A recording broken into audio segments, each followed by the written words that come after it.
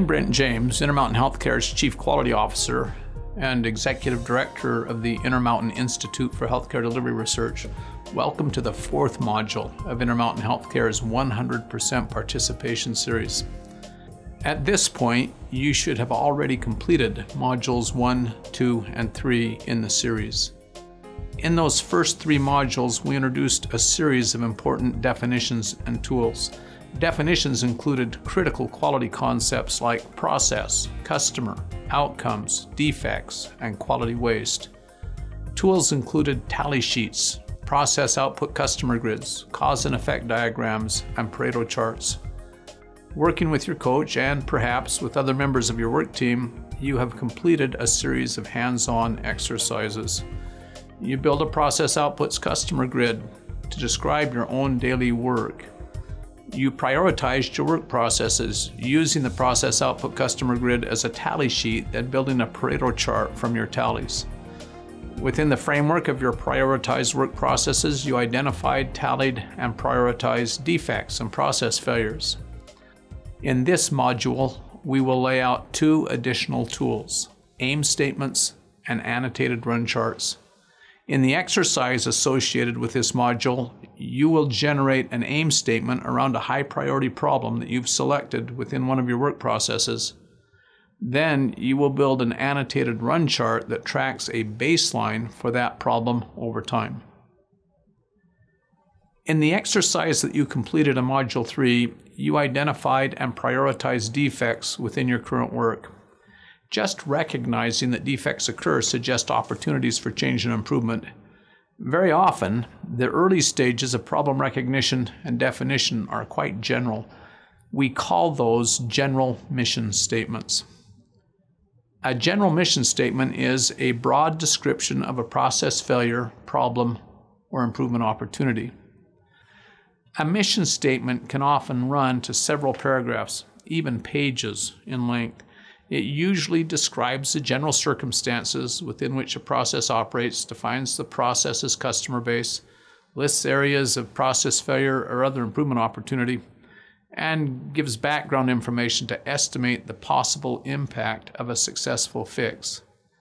Aim statements, in contrast, are tightly defined targets for focused, measured change within a process. Good aim statements show a number of key features. First, they are outcomes focused. They identify measurable parameters by which a team can assess progress toward an explicit target. Second, they identify specific target populations or scopes of work. Third, they set very clear timelines in the form of specific target dates for specific performance levels. To quote Dr. Don Barrowick, the founder of the Institute for Healthcare Improvement and former administrator of the federal Medicare program, some is not a number, soon is not a time. Fourth, they are terse, succinct, and clear. The shorter the better, so long as they contain all of the critical elements. Finally, they set stretch goals. Stretch goals are a star on the horizon that a team can steer by, moving together in a shared direction. They're defined in terms of customer need in the ideal. They often set a goal far beyond what currently seems even possible, let alone achievable. They can be a major agent for process level change. Process performance can improve in 2 fundamentally different ways. Type 1 change does not alter the underlying work process. It just pushes it harder. The work team dedicates more effort, more hours, other resources to achieve their desired performance target. This approach can work in the short term, but when attention shifts to some other priority, the process usually snaps back to its original form and all of your gains disappear. Type 2 change, on the other hand, takes the status quo off the table. It forces people to think outside the box, to work smarter, not harder. It demands process-level modifications, which means that the improvements usually last forever. Stretch goals drive Type 2 change. Obviously, a team that uses stretch goals must measure success in terms of the actual progress achieved, rather than on whether the team reached some arbitrary target contained in the goal. For example, a team working on the management of type 2 diabetes mellitus stated their aim this way. Within the next 12 months, 80% of our adult type 2 diabetes patients will have documented hemoglobin A1C levels that are less than or equal to 8%. Can you see in this sentence the parts of a good aim statement? It's measurable around an important customer outcome. Blood sugar levels measured as hemoglobin A1C is a major determinant of complications and death for diabetics. You could imagine tracking the proportion of patients who have safe blood sugar levels measured as hemoglobin A1C readings that fall below 8% sequentially over time. It sets a stretch goal. At the time that this project started, nobody thought that these levels of blood sugar control across a large population were even remotely possible. It forced process level change. It took about 3 years before groups started to hit that impossible target. A new standard was set, and a new level of care delivery excellence emerged. It identifies the target population, or scope. It specifies that this aim applies to all adults with type 2 diabetes receiving care within the team's care delivery system. It sets a clear timeline. This project aims to achieve these gains within 12 months. While this aim statement is complete, it's also pithy and terse. It's only a single sentence long. As we will see in the next module, setting strong aim statements is a critical step in achieving improvement. Our second tool in this module is the annotated run chart. A run chart is a line graph that tracks a measured parameter sequentially over time. That means that the horizontal or x-axis always tracks time.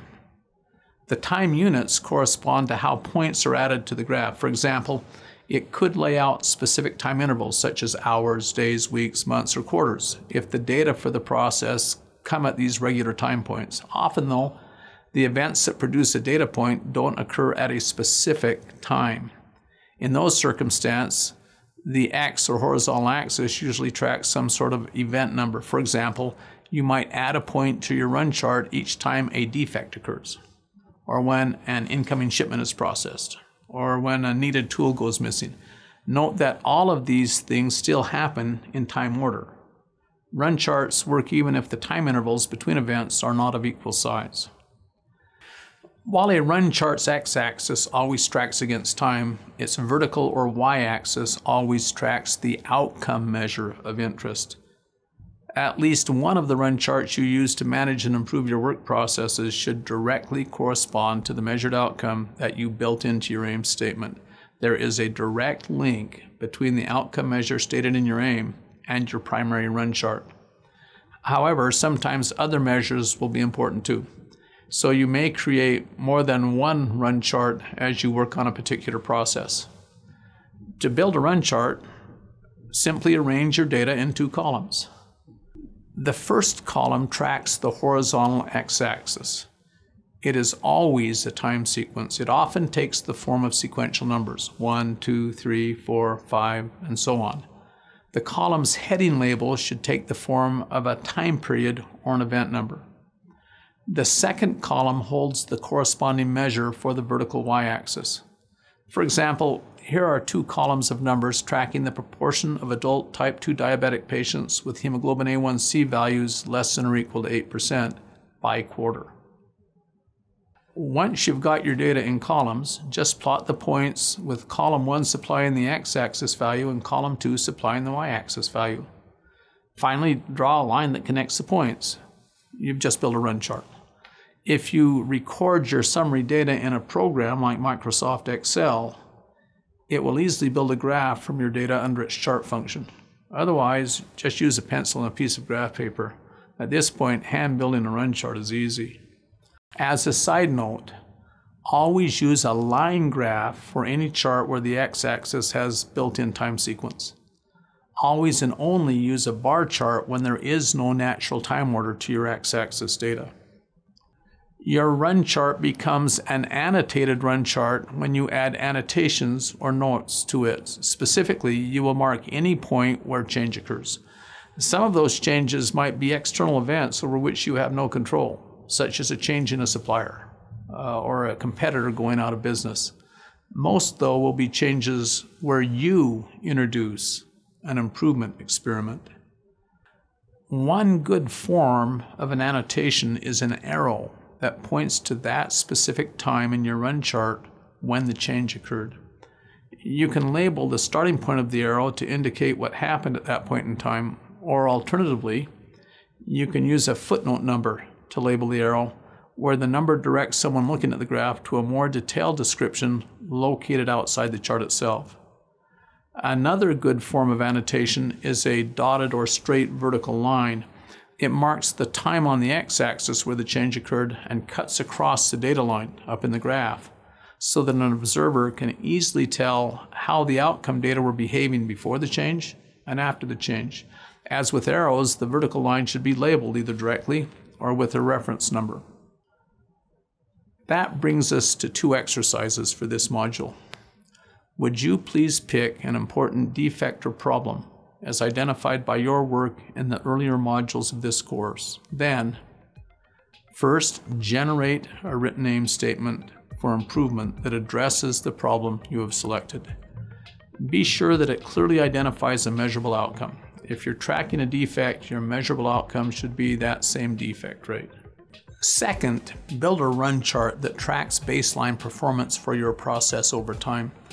You can use your existing tally data, or if that's not adequate, build a new tally sheet to track over time the outcome you identified in your aim statement. The run chart you create will be a core tool in the next module of this course. It will lay the foundation for database problem solving and improvement. As always, be sure to debrief with your coach before you start the exercise. Your coach should be a real help as you complete this work. Please share both your final aim statement and run chart in written form with your coach. If appropriate, you might want to share it with your coworkers as well.